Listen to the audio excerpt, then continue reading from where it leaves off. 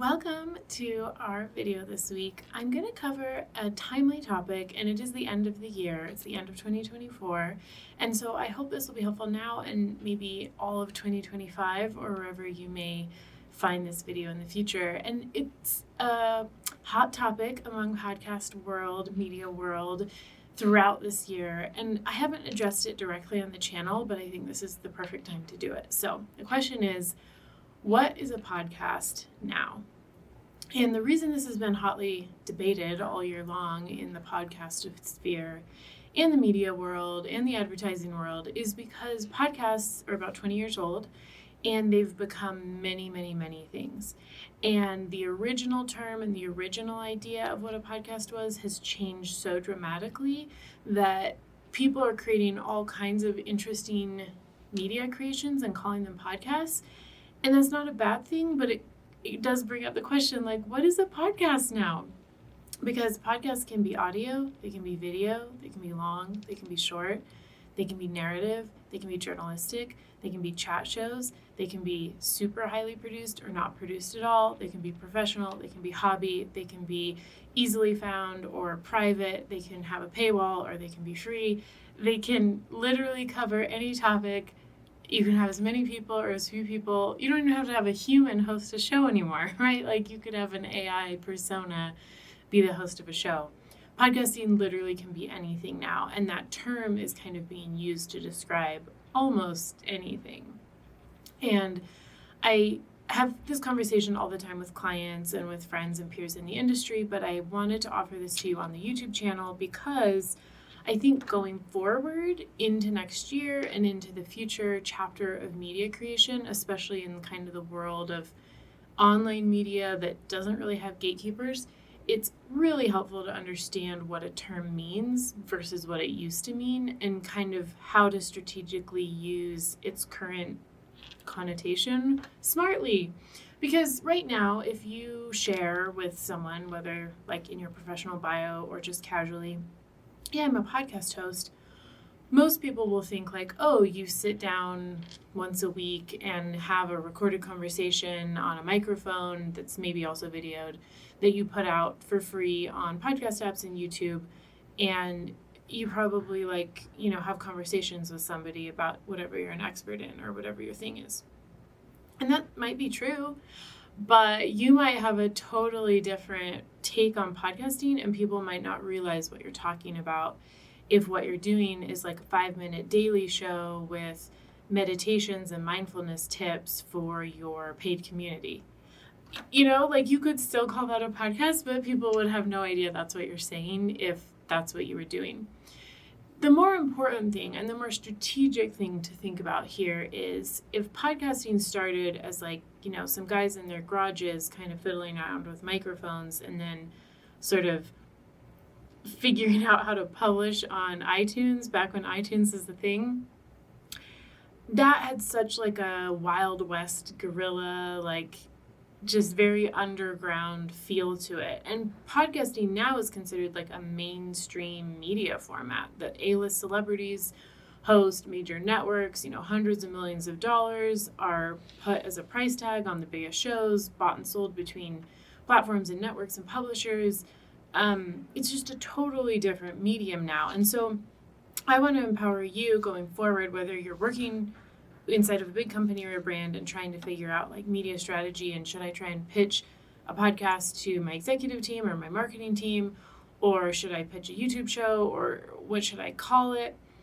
That might be your scenario. You might be a show host or someone who wants to be a show host and you've seen a lot of your friends host podcasts and you're trying to figure out what should I call what I want to do? Or you might be a podcast host who's been podcasting for a long time and you're like, should I still call myself a podcast host? What does this mean? So here's some strategy to help you think through this. One, a podcast, the actual word, is usually associated with an audio format. So if you're doing something that's purely video that maybe doesn't even have dialogue the whole time, that's maybe much more of an infotainment video series that lives mostly on YouTube or behind a paywall, it probably doesn't make sense to call it a podcast because you'll mislead people. You'll send people in the wrong direction. They might not realize they found the show you were talking about. So at its basis, podcasting is still associated with audio. It doesn't mean it can't be video. Most people assume, especially chat shows, will be video now as well. But just do a quick check-in. Like, have you been more interested in exploring audio formats of what you want to share? Or are you like, actually, we just really want to focus on our YouTube channel and build out a whole like carousel of interesting different playlists and video types? Then like you don't need to call it a podcast. Like, podcast is still associated with platforms like Apple Podcasts and Spotify that's primarily an audio experience and that oftentimes has a video component. The other thing to consider here is if you are leaning towards a video first content, whether that's like unscripted long form or different series, think about how people will experience your content on a TV. I just read some interesting new data about how many hours people are spending watching podcasts on TV, like in their home. And it's kind of slowly becoming on parallel with like, you know, like late night TV, like chat shows, talk shows, like the thing we've all watched for decades. So if you are really interested in going video first, consider putting maybe more of your emphasis into the visual storytelling, because more and more people are starting to watch podcasts like they would TV shows. And that's an interesting kind of shift we're seeing that I would just advise you to like think maybe more or maybe pull on some resources or inspiration that's from traditional TV chat shows, because that's actually becoming like very integrated. And a lot of late night TV hosts also host podcasts now. So those two worlds are kind of becoming more closely associated than ever before. Another thing to think about when you're like, do I want to do a podcast? Is a podcast what I want to do? Do I want to call it I do a podcast? Is considering if you want to be associated with where podcasting is heading, right? Podcasting has been many things through the years, but the most well-known, the most high-profile versions of podcasting are kind of these personality-anchored chat shows that are, you know, on a ton of different topics across many different spectrums. But it's helpful to understand that if you continue to call yourself a podcast host going forward, people are going to more and more expect that kind of thing from you, unless you make it obvious that you have been doing this for 10 years and it's something else.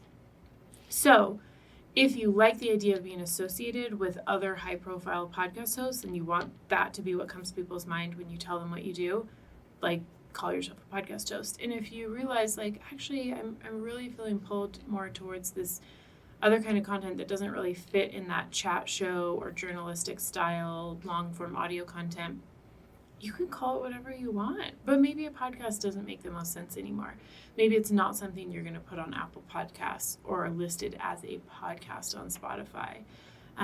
There are so many other platforms you can publish your audio or video content on if it doesn't quite fit into those buckets, Substack being one of them. Obviously, you can post on social media or on a private platform like Vimeo, but I think because we have sort of an embarrassment of riches when it comes to options these days, like, you can be strategic about what you call the media that you create. And the more that you can specify what you're making for people, the better they are at sharing it. People may erroneously call your work a podcast, and that's maybe not the worst thing. But if you can really get clear on what you're making and why and who and what for, then when you talk about it, you can use the vocabulary that will help people be your marketers, right? So if you say, I host a weekly video series on my YouTube channel, then that's what people will say when they tell their friends to go watch your weekly video series on your YouTube channel. Versus if you just say like, oh, I have a podcast, and then what you're actually making doesn't really fit with what people think when they think podcast, that's like an opportunity to lose listeners or audience members because they're like, I don't know, I couldn't find the thing that I thought I was looking for. Does that make sense? Okay, so there's some big picture strategy things to think about, but I want to leave you with like one more tip to think through this that will probably be a little more personal and helpful. And that is everything in media has kind of an arc, right? Like it's coming up, it's unknown, it's, early adopters, then it hits mainstream and everyone loves it, and then it kind of goes into that like late stage version where everyone knows what it is, but like it's not a hot thing anymore, and it kind of has this like long afterlife.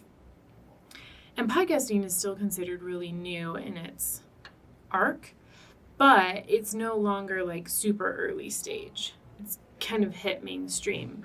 And so I just want you to think about like, is this the best time for me to use a medium that's hitting mainstream? Or do I actually love working with media types that are earlier stage, Or am I not comfortable to really get into something until it's so widely adopted it's considered late stage? And if you've never heard these terms before, I don't want to like put you off by being like, oh, she's this jargon from like the marketing world. It's a strategy to help you understand like how to match your strengths with the actual tool we're talking about, right? Because if you realize like you're always someone who kind of gravitates towards early stage stuff, maybe podcasting is kind of already too mature for you.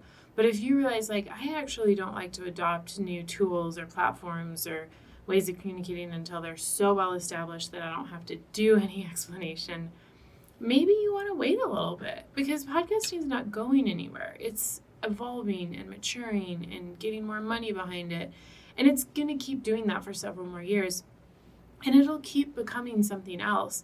So if you've been really interested in podcasting, but it's never felt like the right time, because like for whatever reason, there are many valid ones, you're like, I just don't know yet. You can just wait. It will keep evolving and become something else, and it'll get more mature and it'll become more adopted, and a door might open in the future that's way more attractive to you than where it is right now. I know that may be funny coming from a producer, but since I've been on this ride for 10 years and I'll, continue to be watching this and working in this space for the future, I just know from my own perspective, like the book's not written on this yet. We're still right in the middle of it. And yes, this is sort of a chapter change in how we're using the medium, what we're calling it. But like there are future chapters to be written. So if you feel like in your gut for some reason like it's not my space yet, I'm going to keep, enjoying it, observing it, consuming it, but not creating it, like that's okay. You can wait. All right, if you have questions, if you want me to kind of go deeper on anything I said, feel free to leave a comment, subscribe to the channel. We'll be bringing you new content in the new year. And we'll see you in the next video.